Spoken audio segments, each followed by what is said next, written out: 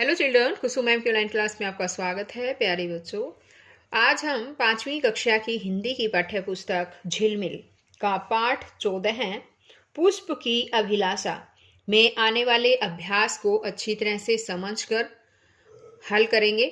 सभी बच्चे वीडियो को शुरू से लेकर अंत तक पूरी देखें ताकि आपको इसमें जितने भी क्वेश्चंस करवाए जाएं उनके आंसर अच्छी तरह से देना आ जाए। एक और बात, अगर आप अभी तक मेरे चैनल पर नए हैं तो मेरे चैनल ऑनलाइन स्टडी हब को सब्सक्राइब भी कर लें, साथ में दिए बेल आइकन को जरूर प्रेस कर लें। तो देखिए, शुरुआत करते हैं अभ्यास। आइए शब्दों के अर्थ जानें। अभिलाषा, कामना, देव, देवता, पथ, रास्ता, पुष्प, फूल, बिंद, बंधना या इसे पिरोना भी कहते हैं। मातृभूमि यानी कि जन्मभूमि, जहां पर हमारा जन्म होता है। वनमाली, वन का माली। शीश, सिर। सम्राट, राजा। सुरबाला, अप्सरा। अब आगे है कविता से, और इसमें यहाँ पर कुछ क्वेश्चंस दिए गए हैं। देखिए, उनका आंसर देना सीखेंगे। फूल को किस किस चीज पर चढ़ने की चाहत नहीं है? फूल को सुरबाला के गहनों में गूंथने, प्रेमी की माला में पिरोने, राजाओं के मृत शरीर पर चढ़ाने तथा देवताओं के सिर पर चढ़ाए जाने की चाहत नहीं है। अब आगे क्वेश्चन पूछा इसने कि पुष्प ने वनमाली से क्या करने को कहा है?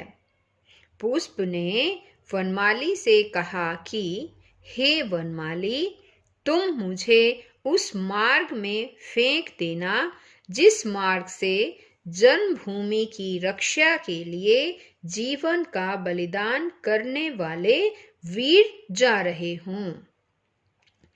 अब आगे है मातृभूमि पर शीश चढ़ाने, जिस पथ जाए वीर अनेक।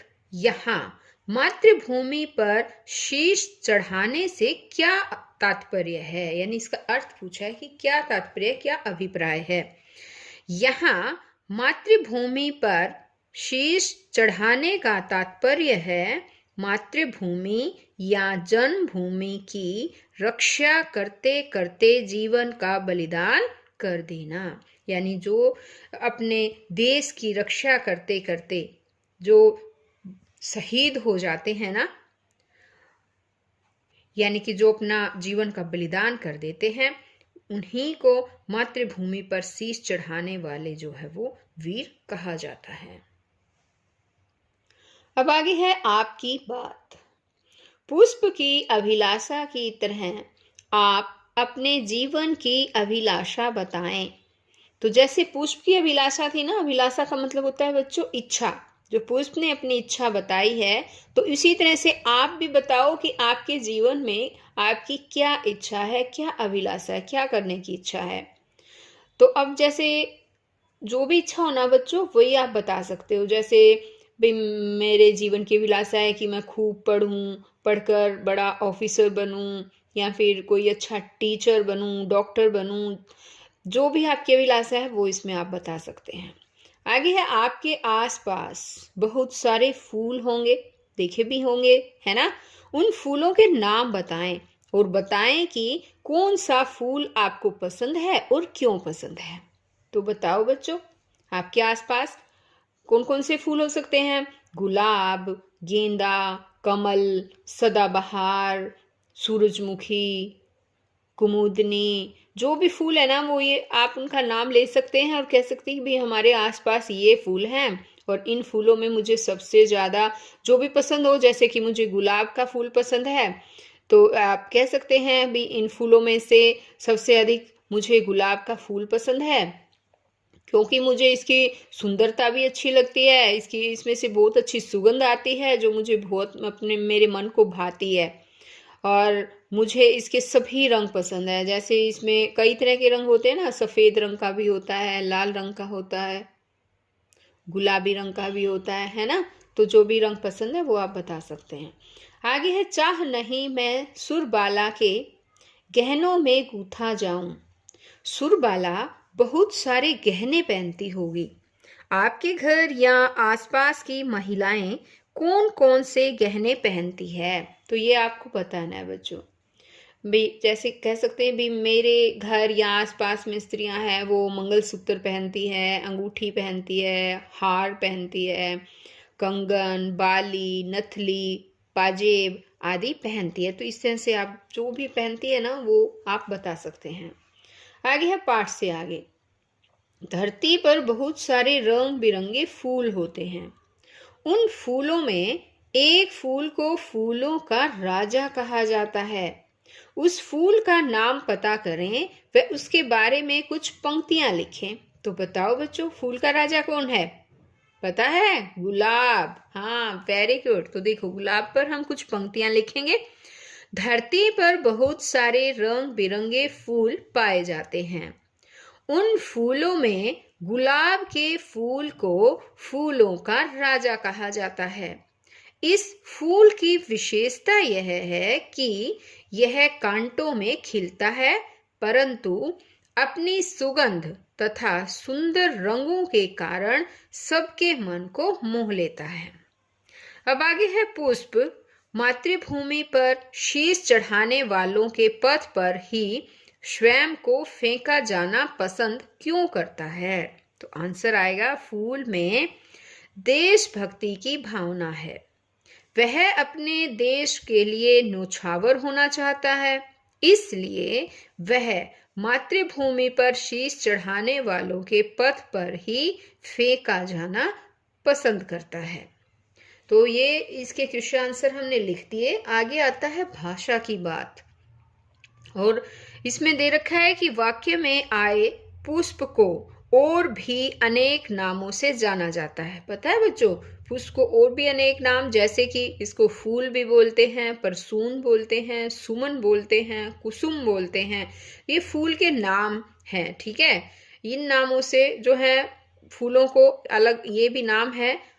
इसमें कहा है जैसे फूल, परसून, सुमन आदि ये सभी पुष्प के पर्याय हैं। इन्हें पर्यायवाची शब्द कहा जाता है। नीचे कुछ शब्द दिए गए हैं, इनके दो दो पर्यायवाची लिखें। तो यहाँ पर आपको जो ये दे रखे इनके दो दो पर्यायवाची लिखने हैं बच्चों, ठीक है। जगह यहाँ पर 3 दे रखी है, 2 मैं लिख देती हूँ, एक आपको खुद अपने आप लिखना है यहाँ पर, ठीक है। और जैसे ये है पथ। पथ का होता है, एक है जैसे रास्ता, और है जैसे कि मार्ग भी बोलते हैं इसको, डगर भी बोलते हैं। ये आपको खुद लिखना है, ठीक है। थर्ड वाला बादल।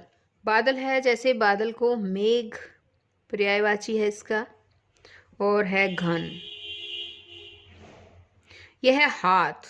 हाथ को जो है वो कर भी बोलते हैं, पानी भी बोलते हैं, ठीक है, पानी। पृथ्वी। पृथ्वी का मतलब पर्यायवाची है इसका धरती और भूमि। अब आगे है जैसे आग। आग का है अग्नि और ज्वाला। कमल।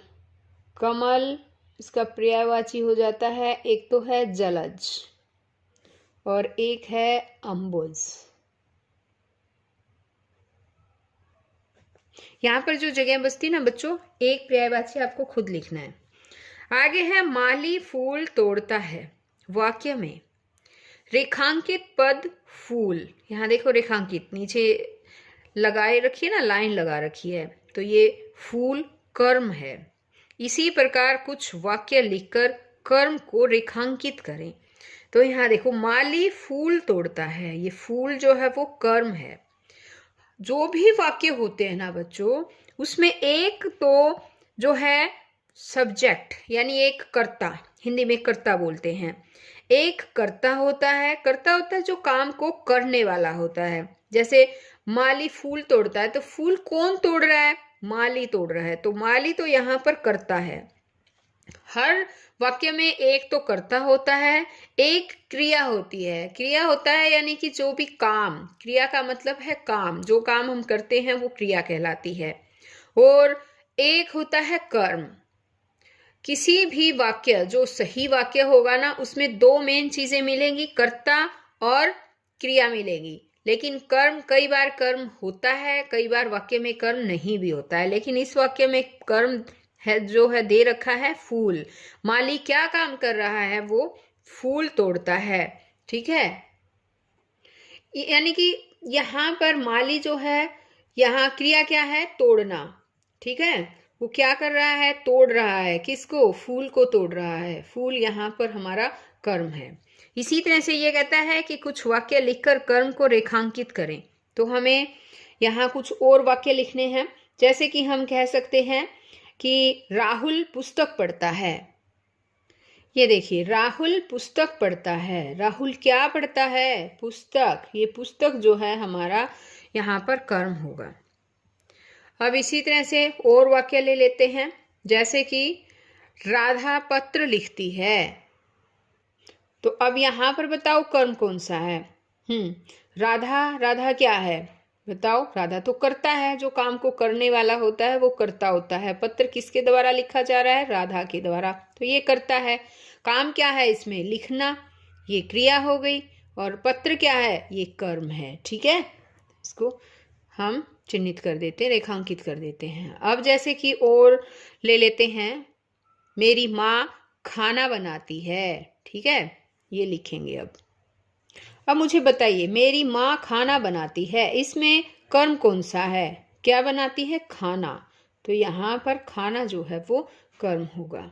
अब इसी तरह से यहाँ पर भी दो सेंटेंस और लिखने ना बच्चों, वो आप खुद लिखेंगे। ठीक है, ये आपके लिए मैं छोड़ रही हूँ, आपको समझ में आ गए होंगे। तो आप ये यहाँ पर जरूर दो वाक्य अपने आप लिखें। आगे है, कविता में सुरबाला, माला, प्रेमी, देवता, वनमाली, पथ शब्द आए हैं। इन शब्दों की जगह सुरबालाओं, यहाँ देखिए सुरबाला था ना, इसको बालाओं, माला मालाओं, प्रेमी प्रेमियों, देवता देवताओं, वनमालियों तथा पथों, पथ का पथों का प्रयोग करते हुए कविता को दोबारा लिखें और इन शब्दों से कविता में आए परिवर्तन पर चर्चा करें। तो यहाँ पर ये काम करना है। तो इसके लिए सबसे पहले हम कविता में देखते हैं कि कौन सी पंक्तियां आई हुई हैं। ठीक है, ये देखिए, ये देखिए, जैसे है, चाह नहीं मैं सुरबाला के। तो सुरबाला का सुरबालाओं बनाना है ना हमें, तो ये लिखना है, चाह नहीं मैं सुरबालाओं के गहनों में गूथा जाऊं। चाह नहीं प्रेमी, प्रेमी का क्या बनना है इसने? प्रेमियों। चाह नहीं प्रेमियों मालाओं में बिंद प्यारी को ललचाऊं। अब आगे इसने देवता के लिए, तो यहां देखो, चाह नहीं देवों के सिर पर लिख रखा है ना, चाह नहीं देवताओं के सिर पर चढ़ूं भाग्य पर इठलाऊं। ये वाली लाइनें आपको खुद लिखनी है बच्चों। ठीक है, अब जैसे वनमाली भी दे रखा था, उसमें वनमालियों बनाकर लिखनी है, मुझे तोड़ लेना वनमालियों, उन पथ पर तुम देना फेंक। ठीक है, और आगे भी था क्या? मातृभूमि वाला भी था, मातृभूमि पर शीश चढ़ाने जिस पथ जाए वीर अनेक। तो पथ का दे रखा था, पथों बनाना है हमें। मातृभूमि पर शीश चढ़ाने जिस पथों जाए वीर अनेक। ये जो लाइनें हैं वो आपको वहां पर लिखनी है, जैसे मैंने समझाया है। यहाँ जो जगह दे रखी है ना बच्चों, यहाँ पर लिखना है। अब इसने ये भी कहा कि इन शब्दों से कविता में आए परिवर्तन पर चर्चा करो। तो परिवर्तन यानी कि ये तो सुरबाला, एक की बात चल रही थी यहाँ पर। सुरबालाओं, एक से अधिक बालाएं यहाँ पर आ गई हैं, है ना। यानी कि ये हैं एक वचन से बहुवचन बनाने की क्रिया। माला मालाओं, प्रेमी प्रेमियों, देवता देवताओं, वनमाली वनमालियों, पथ पथों। तो यहाँ पर एक वचन का बहुवचन जो है वो बनाया गया है। आगे है, यह भी करें, जब आप किसी फूल को देखते हैं तो उसकी क्या चीज आपको ज्यादा पसंद आती है और क्यों? ज़्यादा पसंद क्या चीज़ आती है ये पूछा है। फूल का नाम, तो आपको फूल का नाम लिखना है, पसंदीदा चीज़ उसमें क्या पसंद आई आपको, पसंद का कारण भी बताना है। अब जैसे कि मैं ले लेती हूँ यहाँ पर फूल का नाम। फूल का नाम है जैसे कि मुझे गेंदा बहुत अच्छा लगता है, गेंदे का फूल, तो मैंने ले लिया गेंदा। पसंदीदा चीज, क्या चीज पसंद आई, उसकी मुझे पंखुड़ियां बहुत सुंदर लगती है। ठीक है, यहाँ लिख देंगे पंखुड़ी, पसंदीदा चीज है।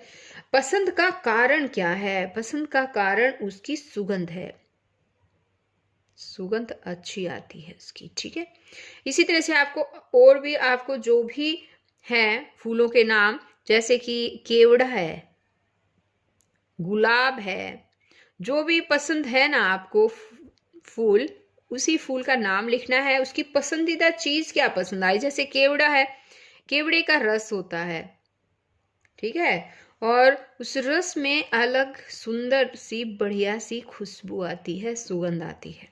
अब जैसे गुलाब है, गुलाब में क्या पसंद आता है, गुलाब का जल भी पसंदीदा चीज उसकी, गुलाब का जो है जल पसंद आता है, गुलाब जल।